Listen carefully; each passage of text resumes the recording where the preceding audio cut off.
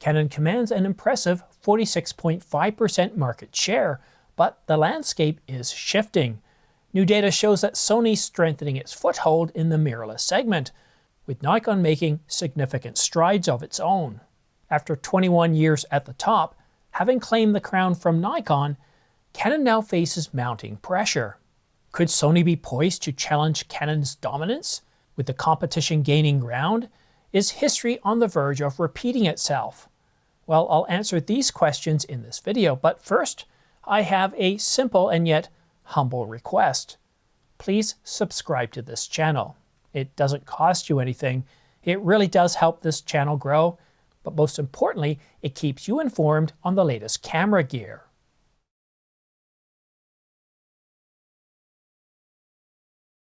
Sony maintained its leading position in the Japanese mirrorless camera market with 35.8% market share, up 1.8% year over year. Canon followed with 26%, down 2.3% year over year.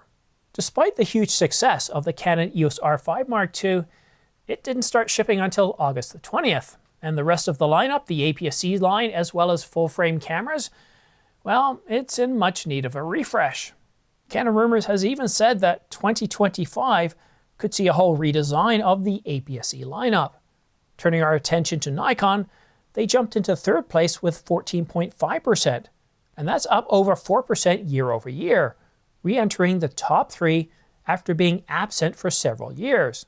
And this is likely due to solid camera announcements, like the segment-leading Nikon Z6 Mark III, which was recently announced in late 2024. And then of course we have the Nikon Z8 and the Nikon Z9. But turning our attention to the DSLR market, Canon has a commanding lead with 69.4%, though that is down from 77.1% year over year. Nikon did manage to make up some lost ground with 20.9%, an improvement of 3.8% year over year, with Ricoh, which includes Pentax, coming in third with 9.7%, up 5.8% year over year.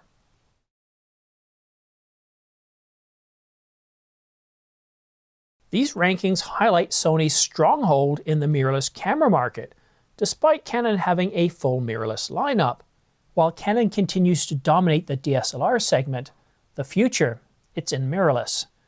And to maintain its global dominance in the marketplace, Canon needs to address Sony's dominance in APS-C as well as entry-level full-frame cameras, where Sony has a much larger presence and an extensive inventory of high-end G-Master lenses, as well as third-party entry-level lenses.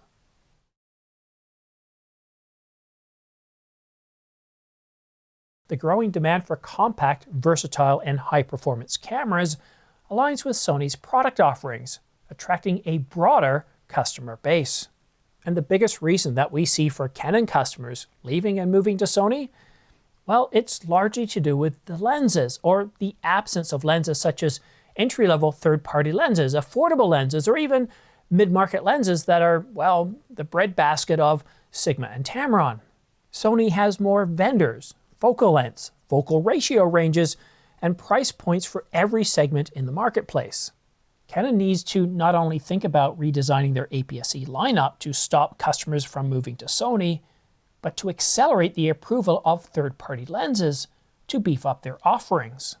While Canon has a very solid and deep inventory of pro-level lenses and camera bodies, delivering results that most of the competition can't compete on, but when it comes to cameras under that $2,500 price point, or affordable, well-built lenses for under $1,000, well, there's a glaring gap. Sigma had to wait until mid-2024 before announcing 5 RFS lenses. If Canon continues to develop high-end lenses such as the 200 to 500mm f4, that's still expected to come out in Q1, or other lenses such as the 200 to 800, the 100 to 500mm, the 50mm f1.4 VCM, yet fail to properly address that entry-level or mid-level market to produce affordable cameras that can compete against Sony, while also approving and will encourage more development of third-party lenses like Sigma and Tamron for both APS-C and full-frame lenses. If they fail to do that, well then, I predict it's going to be within 3 years before Sony finally becomes #1 not just in mirrorless, but in camera sales worldwide.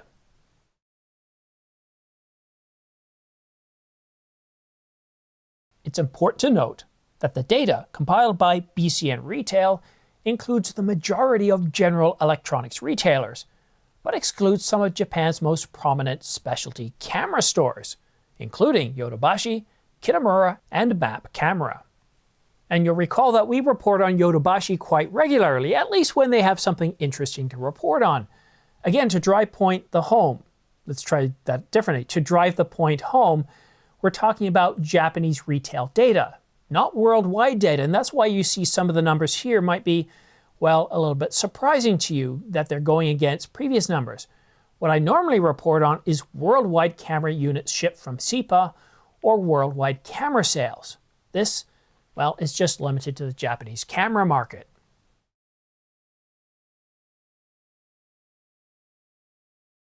You might have noticed that at the beginning of the video, after I gave my introduction, I had a rather simple request, that if you could please subscribe to this channel, and hopefully you have, but the point I'm trying to get to is, did you notice a 30-second sponsorship ad, a 3-minute sponsorship ad, or even, God forbid, a 5-minute sponsorship ad?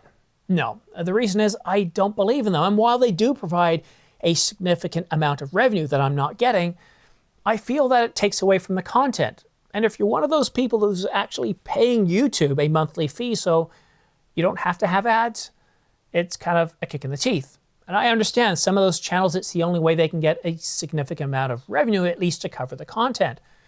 Whereas here with this channel, the way I make a lot of my revenue up from the shortfall of not having a sponsorship ad is from affiliate revenue. You might notice that down below in the description, I have links to various cameras, including the ones I've talked about in this video.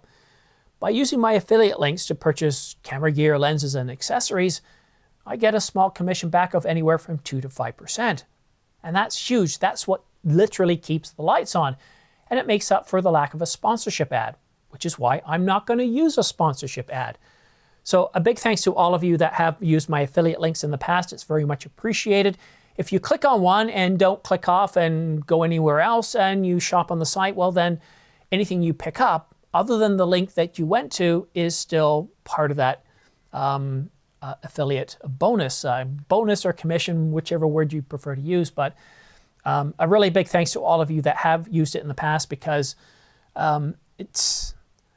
it really does help keep the lights on. I keep looking at those sponsorship deals and I keep getting requests coming to me about collaboration, about sponsorship deals, and I haven't come across a single one that actually relates to the content. And when I do talk about deals of the week and ask for you to look at my affiliate links, you know, it's related to the content. It kind of fits in. It's like when I was subscribed to Amiga World or PC World, is the ads were part of the experience. You didn't want them all the way right up at the front, except for the really good ones. You wanted the articles, but after finishing reading the articles, what did you do? At least, what did I do? Well, I went looking at the ads to see what the best prices were on memory or graphics accelerator cards and that sort of thing. So I just want to end off this video by saying a big thanks to all of you that have used my affiliate links in the past. It's very much appreciated. But that's it for now. Thank you so much for watching. Have yourself a great week, a great weekend, and we'll see you again soon.